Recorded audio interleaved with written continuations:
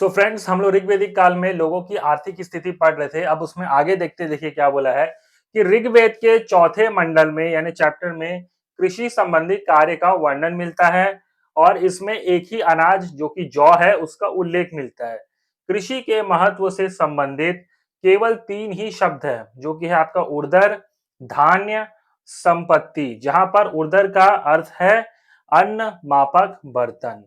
ठीक है फ्रेंड्स, तो देखिए अपने को क्या है, ऋग्वेद जो है जो किताब है उसके चौथे मंडल में किसका वर्णन मिलता है? कृषि संबंधित यानी एग्रीकल्चर फार्मिंग से रिलेटेड कामों का वर्णन हमें किसमें मिलता है? ऋग्वेद के चौथे मंडल में। ठीक है, और आगे क्या बोला है, इसमें एक ही अनाज जौ का उल्लेख है। ठीक है, तो ऋग्वेद के चौथे मंडल में अगर आपको पूछेगा कि कौन से अनाज का उल्लेख है तो आप क्या बोलोगे? जौ का। ठीक है फ्रेंड्स, कृषि के महत्व से संबंधित केवल तीन ही शब्द है। कृषि से रिलेटेड जो इंपॉर्टेंट टर्म्स है ना, केवल तीन ठोक है। वो है आपका उर्दर, धान्य और संपत्ति। और उर्दर का जो अर्थ होता है वो है आपका अन्न, मापक, बर्तन, यानी कि वो बर्तन जिसमें कि अनाज यानी कि जो फूड ग्रेन्स है, जो खाद्य पदार्थ है उसको रखा जाता है, यानी कि खाद्य पदार्थ को मापने वाला, मेजर करने वाला बर्तन, पॉट ऐसा समझ सकते हो। ठीक है, फूड मेजरिंग पॉट इसे आप बोल सकते हो। फूड मेजरिंग पॉट यानी कि जो भोज्य पदार्थ होता है, खाद्य पदार्थ होता है, उसको मेजर करने वाला बर्तन, ऐसा समझ सकते हो। तो अगर आपको पूछेगा कि ऋग्वेद के चौथे मंडल में किसका वर्णन है तो आप क्या बोलोगे? कृषि से संबंधित कार्यों का वर्णन है। ठीक है फ्रेंड्स, और इसके चौथे मंडल में कौन से अनाज का उल्लेख है तो आप क्या बोलोगे? जौ का उल्लेख है। और कृषि के महत्व से संबंधित कितने शब्द इंपॉर्टेंट है? एक है आपका उर्दर, धान्य और संपत्ति। कृषि से संबंधित तीन महत्वपूर्ण शब्द बताओ ऋग्वेदिक काल के, तो आप क्या बोलोगे? उर्दर, धान्य और संपत्ति। अगर आपको यह पूछ लिया कि उर्दर का अर्थ क्या होता है तो आप क्या बोलोगे? अन्न मापक बर्तन, यानी कि फूड मेजरिंग पॉट। ठीक है, यानी वो बर्तन जिसमें कि खाद्य पदार्थ यानी कि जो फूड होता है उसको मेजर किया जाता है, उसे क्या कहा जाता है? आपका उर्दर। ठीक है फ्रेंड्स, तो इतना नोट करिए आप लोग। फ्रेंड्स आगे देखते हैं ऋग्वेदिक काल की आर्थिक स्थिति में। देखिए क्या बोला है कि यहाँ धान्य का जो अर्थ है वो है अनाज। आपको मैं उर्दर का अर्थ बता चुका हूँ, अन्न मापक यंत्र यानी कि फूड मेजरिंग पॉट, अन्न मापक बर्तन था। ठीक उसी प्रकार धान्य का अर्थ होता है यहाँ पर अनाज। ठीक है, और देखिए क्या बोला है, व्यापार में पणी लोगों का अधिकार था, बिजनेस कौन करते थे? एक लोगों का ग्रुप था जिसे क्या कहा जाता था? पणी। ठीक है, और व्यापार मुख्यतः वस्तु विनिमय के आधार पर होता था। ठीक है, उस समय क्या करेंसी जैसा उतना था नहीं, तो व्यापार मतलब करेंसी की बेस पे भी होता था, लेकिन मेन जो बिजनेस होता था ना वो था वस्तु विनिमय, यानी कि चीजों का आदान प्रदान। तू मुझे 1 किलो चावल दे तो मैं तुझे 1 किलो शक्कर दूंगा, तू मुझे 1 किलो गेहूं देगा तो मैं तुझे 1 किलो सरसों दूंगा, इस टाइप का था। ठीक है, उसके बाद क्या बोला है, विनिमय के माध्यमों के रूप में यानी एक्सचेंज के रूप में, एज अ करेंसी के फॉर्म में उस समय जानवरों का यूज होता था, जैसे कि गाय, घोड़ा और निष्क का भी उल्लेख मिलता है। आज अपन मॉडर्न एरा में कोई भी सामान खरीदने जाते हैं तो हम क्या लेके जाते हैं? पैसे कर लेके जाते हैं, चाहे वो 10 का नोट हो, 20 का नोट हो, 50 का नोट हो, 100 का नोट हो, 1000 2000 का नोट हो। तो हम क्या लेके जाते हैं? करेंसी लेके जाते हैं, अलग अलग वैल्यू का, लेकिन करेंसी लेके जाते हैं ना, और कुछ तो लेके जाते नहीं है। लेकिन उस जमाने में क्या था? गाय एज अ करेंसी, घोड़े एज अ घोड़ा जो है, गाय घोड़ा निष्क, ये स्पेशली गाय और घोड़ा, ये कैसे यूज होता था? एज अ करेंसी, मैंने एक्सचेंज के तौर पर, कि आप गाय ले लो इसके बदले मुझे कुछ दे दो। तो उस समय गाय घोड़ा यानी जानवरों का प्रयोग एज अ करेंसी के फॉर्म में भी होता था, आप ऐसा समझ सकते हो। कब? ऋग्वेदिक काल में। और निष्क जो है ना, ये ऋग्वेदिक काल में ना, मतलब प्राचीन ऋग्वेदिक काल में बहुत उस समय उस जमाने में गले में पहने जाने वाला सोने का एक आभूषण था, जो कि उसी टाइम में आगे चलकर क्या हुआ, करेंसी के फॉर्म में यूज होने लगा, सिक्के के फॉर्म में। तो निष्क क्या हो गया, एकदम स्टार्टिंग में ऋग्वेदिक काल के एकदम स्टार्टिंग में, ऋग्वेदिक काल के स्टार्टिंग में निष्क जो था वो गले में पहने जाने वाला सोने का आभूषण था। लेकिन आगे चलकर ये एज अ करेंसी के फॉर्म में सोने के रूप में यूज होने लगा, सोने का सिक्का आप मान सकते हो। आगे चलकर ये निष्क किसे कहा गया?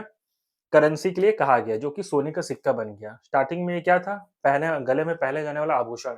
लेकिन आते-आते जब समय बीता तो निष्क का यूज़ कैसे यूज़ होने लगा? एज़ अ करेंसी के रूप में होने लगा, सोने के सिक्के के रूप में। ठीक है फ्रेंड्स? तो फिर से मैं आपको पढ़ देता हूँ, यहाँ पर धान्य का अर्थ है अनाज। अगर आपको पूछेगा कि ऋग्वेदिक काल में धान्य का अर्थ क्या है? तो आप क्या बोलोगे? अनाज। व्यापार में, बिज़नेस में किन लोगों का ज़्यादा अधिकार था? तो आप क्या बोलोगे? पढ़ी लोगों का। ठीक है? और व्यापार मुख्यतः उसका जो मूल आधार था मेनली किस बेसिस पे होता था?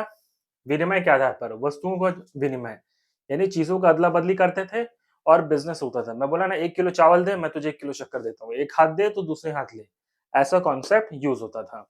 और विनिमय माध्यम के रूप में गाय, घोड़े ये सब जानवर भी यूज होते थे और निष्क का भी उल्लेख मिलता है। निष्क मैं आपको पहले भी बता चुका हूँ, ऋग वैदिक काल में प्राचीन समय में गले में पहने जाने वाला एक आभूषण था, जो कि आगे चलकर बाद में एज अ करेंसी के फॉर्म में यूज होने लगा और निष्क क्या बन गया? सोने का सिक्का। ठीक है फ्रेंड्स, तो इतना नोट करिए आप लोग।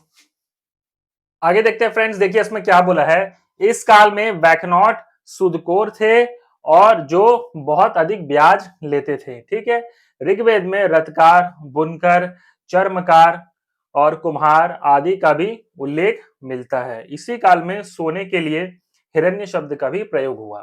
ठीक है फ्रेंड्स, तो देखिए वैकनॉट, इस काल में जो वैकनॉट थे वो सूदखोर थे।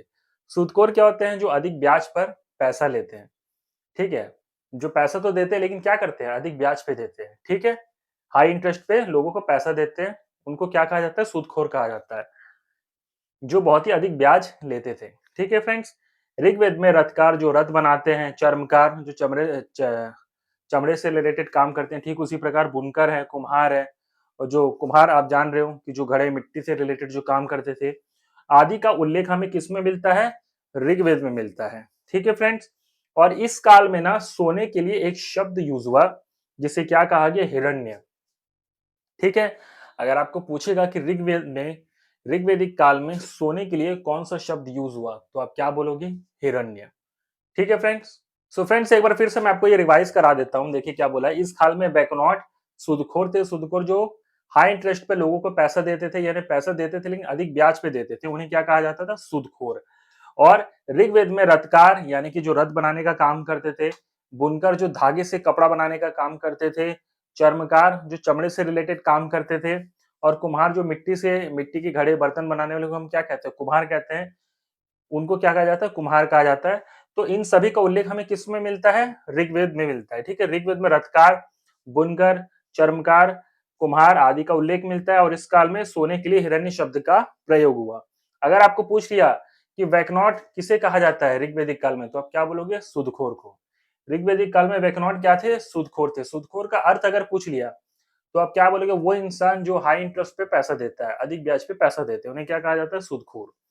और ऋग्वेदिक काल में किनका किनका उल्लेख है, तो आप क्या बोलोगे? रथकार, बुनकार और चर्मकार, कुम्हार का। रथकार यानी जो रथ बनाते हैं, बुनकर जो धागे से कपड़ा बनाने का काम करते हैं, चर्मकार करते हैं तो चमड़े से रिलेटेड काम करते हैं, और कुम्हार जो मिट्टी के घड़े बर्तन ये सब मिट्टी से रिलेटेड जो होता है वो काम करते हैं। और इसी काल में सोने के लिए एक शब्द यूज हुआ, उसे क्या कहा जाता है ऋग्वेदिक काल में? तो आप क्या बोलोगे? सोने के लिए ऋग्वेदिक काल में सोने के लिए जो शब्द यूज हुआ उसे क्या कहते हैं? तो आप क्या बोलोगे? ऋग्वेदिक काल में सोने के लिए जो शब्द यूज होता है उसे कहा गया हिरण्य। ठीक है फ्रेंड्स, तो इतना नोट करिए आप लोग। फ्रेंड्स इसी टॉपिक में हम लोग आगे देखते हैं। देखिए क्या बोला है कि अष्टकर्णी से ये ज्ञात होता है कि लोगों को अंकों से संबंधित जानकारी थी, और अयस शब्द का प्रयोग इसी काल में हुआ जिसका अर्थ था तांबा या फिर कॉपर।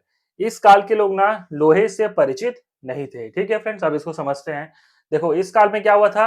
अष्टकर्णी शब्द का प्रयोग हुआ। अष्टकर्णी शब्द मैं बता चुका हूं कि ऐसा गाय जिसके कान पर 8 का निशान अंकित हो, या कोई ऐसा स्पेसिफिक निशान अंकित हो जिससे कि उस गाय के ओनरशिप यानी कि उस गाय के मालिक के बारे में पता चले। ठीक है, अष्ट यानी क्या होता है? 8, करणी यानी होता है कान। तो जिसके कान में 8 से संबंधित कोई निशान हो उसे क्या कहा जाता है? अष्टकर्णी गाय कहा गया। तो अष्ट यानी कि 8 नंबर से, नंबर समझ आ रहा है। तो इससे लोगों ने प्रेडिक्ट किया, विद्वानों ने प्रेडिक्ट किया कि इस काल के लोगों को मैथमेटिक्स यानी कि अंकों से संबंधित जानकारी थी। किस काल के लोगों को? ऋग्वेदिक काल के लोगों को। और अयस शब्द का प्रयोग किस काल में हुआ? ऋग्वेदिक काल में हुआ, ये कहा जा रहा है। और अयस शब्द किसके लिए यूज होता था? तांबा और कॉपर के लिए। और इस काल के लोग लोहे से परिचित नहीं थे। अगर आपको पूछेगा कि अयस शब्द का प्रयोग किसके लिए होता था, तो आप क्या बोलोगे? तांबा और कॉपर, लोहे के लिए नहीं। हाँ, अगर आपको पूछेगा क्या ऋग्वेदिक काल के लोग लोहे से परिचित थे, तो आप क्या बोलोगे? जवाब है नहीं। ऋग्वेदिक काल के लोग लोहे से परिचित नहीं थे। क्या ऋग्वेदिक काल के लोग अंकों से परिचित थे? तो जवाब है हाँ।